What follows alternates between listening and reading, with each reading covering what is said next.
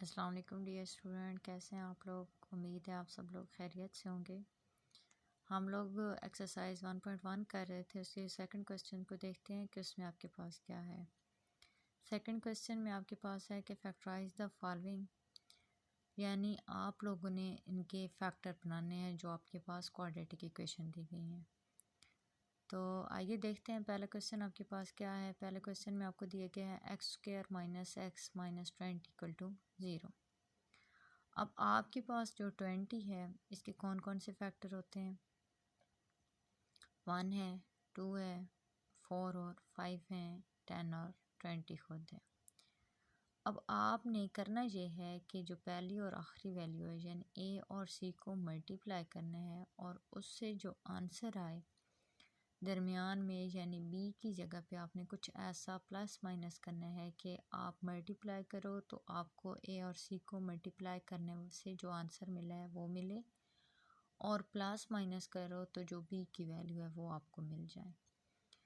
तो अब यहाँ पे आप देखें कि हमारे पास उन्होंने क्या दिए हैं। उन्होंने हमें दिया है x² - x - 20 = 0, यानी आप लोग के पास बी की जगह पे क्या आना चाहिए, -1, और मल्टीप्लाई करने से क्या मिलना चाहिए आपको, -20।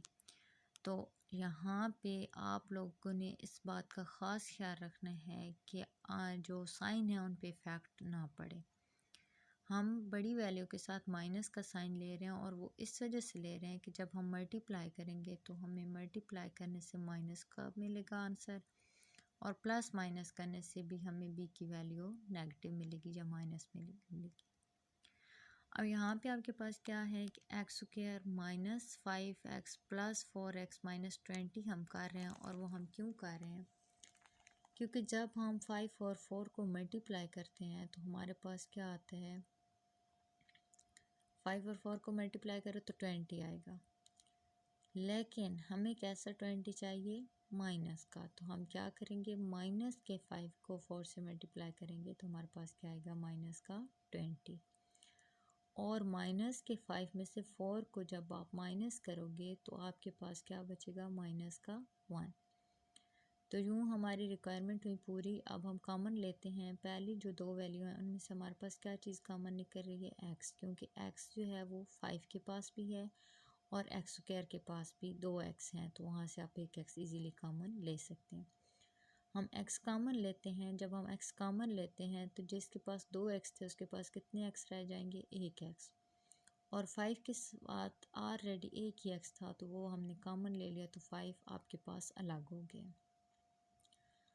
अब जो आगे आपके पास आप लोगों ने साइन लगाना है वो ख़ास ध्यान से लगाना है कि अंदर वाली जो ब्रैकेट्स हैं वो आपके पास सेम रहें, यानी वहाँ पे साइन का इफ़ेक्ट ना पड़े। अब यहाँ पे हम क्या कॉमन लेंगे, हम प्लस का 4, क्यों, क्योंकि अगर हम माइनस का 4 कॉमन लेते हैं तो अंदर वाली वैल्यू x जो है वो माइनस का हो जाएगा और 5 जो है वो प्लस का हो जाएगा। तो इस वजह से हमने क्या किया, प्लस का 4 कॉमन लिया। जब प्लस का 4 कॉमन लिया तो हमारे पास ब्रैकेट में क्या आया, x - 5 = 0। यूँ जो आपके पास कॉमन है इसको आप पहले लिखें, इसमें आपके पास दोनों ब्रैकेट जो सेम है वो क्या है, x - 5। हम x - 5 को पहले लिखते हैं और फिर इंटू x + 4 = 0 करते हैं। अब पहले हम x - 5 को =0 करेंगे और फिर x + 4 को =0 करेंगे। =0 करने से आपको क्या मिलेगा, x = 5 और x = -4। तो आपके पास सॉल्यूशन सेट ऑफ इक्वेशन क्या निकले हैं, 5 और -4।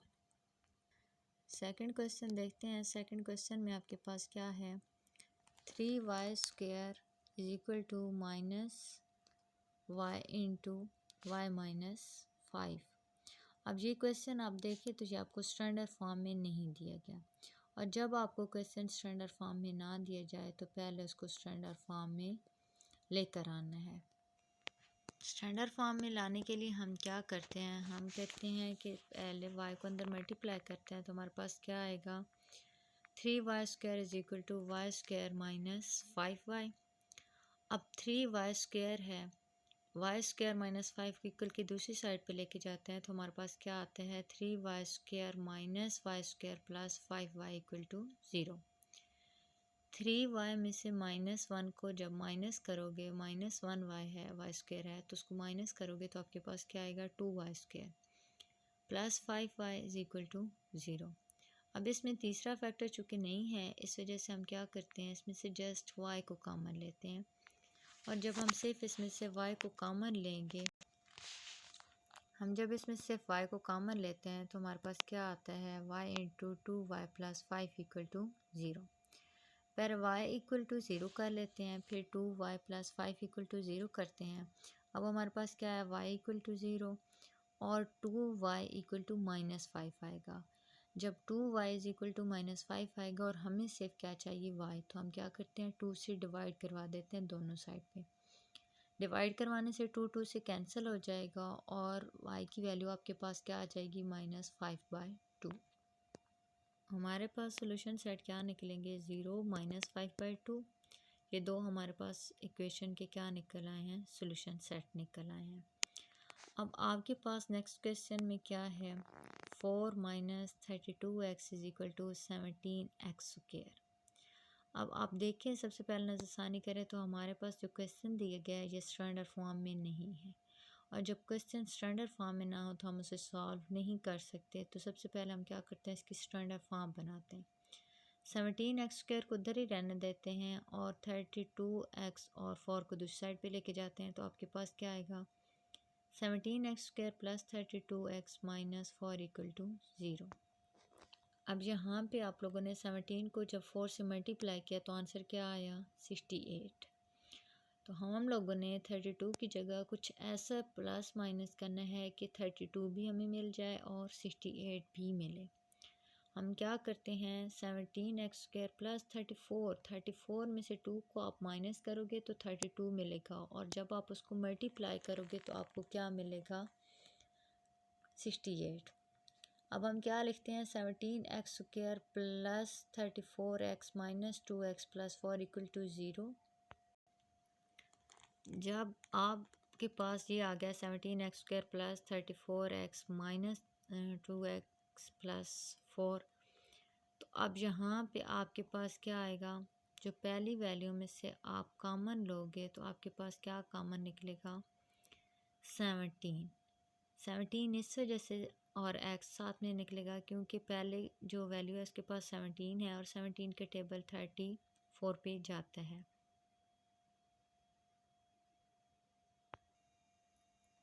अब देख सकते हैं कि हमारे पास जब हम लोगों ने -2 कॉमन लिया तो हमारे पास माइनस का 4 था, और माइनस के 4 की वजह से आपके पास जब -2 आप कॉमन लोगे तो अंदर क्या बचेगा x प्लस 2। अब यूँ हमारी ब्रैकेट सेम हो गई हैं, x प्लस 2 पहले लिखते हैं और फिर 17x माइनस 2 इक्वल टू 0 लिख देते हैं। x प्लस 2 इक्वल टू 0 करते हैं और 17x माइनस 2 इक्वल टू 0 करते हैं। जब इक्वल टू 0 करेंगे तो हमारे पास क्या आएगा -2 और 17x इज इक्वल टू 2। फिर हमें चूँकि सिर्फ एक x की वैल्यू चाहिए तो हम 17 को दोनों साइड पे डिवाइड करवाते हैं, और जब डिवाइड करवाते हैं तो हमारे पास क्या निकलेगा, हमारे पास x की दो वैल्यू निकलती हैं, एक -2 और एक आपके पास 2 डिवाइड बाय 17, और ये हमारे पास सॉल्यूशन सेट ऑफ इक्वेशन।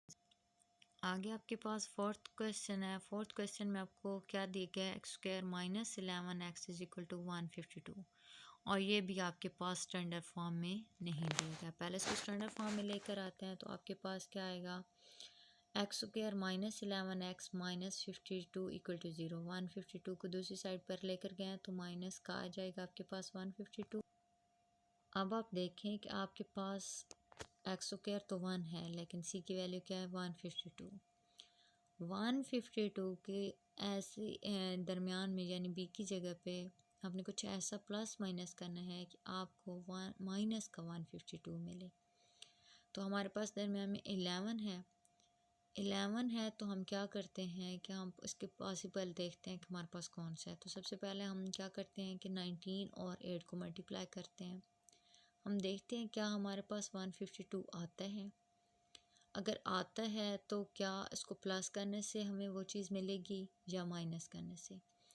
तो अभी आप देखें तो हमारे पास 19 और 8 को जब हम मल्टीप्लाई करते हैं तो हमारे पास 152 तो आ जाता है। लेकिन अगर हम 19 में 8 को प्लस करते हैं तो हमारे पास इंक्रीज़ हो जाती है वैल्यू, 11 नहीं आती बल्कि 11 के बजाय क्या आएगी आपके पास 27, जबकि हमें क्या चाहिए 11 चाहिए। हम क्या करते हैं, हम यहाँ पे इसको माइनस करते हैं, x square minus 19x plus 8x minus 152, यानी 19 में से 8 को माइनस करें तो हमारे पास क्या आता है 11 और मल्टीप्लाई करें तो हमारे पास माइनस का 152 आएगा। अब पहली वैल्यू में से आपके पास क्या चीज़ कॉमन निकल रही है, पहली दो वैल्यू में से सिर्फ x, क्योंकि 19 एक ही है तो हम एक x कॉमन ले लेते हैं और एक x को कॉमन लेने से आपको क्या मिलेगा, एक x कॉमन लेने से हमारे पास क्या आएगा x इंटू एक्स माइनस 19। और आगे देखें तो हम क्या चीज़ कॉमन ले रहे हैं, प्लस का 8, क्यों, क्योंकि अगर हम माइनस का लेते हैं तो हमारी ब्रैकेट सेम नहीं रहेगी, तो हम प्लस का 8 कॉमन लेते हैं तो आपके पास क्या आएगा x into 8 into X minus 19 equal to 0। अब x माइनस 19 और into X plus 8 equal to 0 करते हैं। पहले x माइनस 19 इक्वल टू 0 करेंगे और फिर x प्लस 8 इक्वल टू 0 करेंगे। तो आपके पास x इज इक्वल टू 19 और x इज इक्वल टू -8 और ये हमारे पास सॉल्यूशन सेट ऑफ इक्वेशंस हैं। अल्लाह हाफिज़ डियर स्टूडेंट्स, मिलते हैं कल की नई वीडियो के साथ, आप लोग के साथ मिलेंगे। वीडियो अच्छी लगी हो तो लाइक कीजिए, शेयर कीजिए और चैनल को सब्सक्राइब कीजिए। कल तक के लिए अल्लाह हाफिज़, अल्लाह नेगहबान।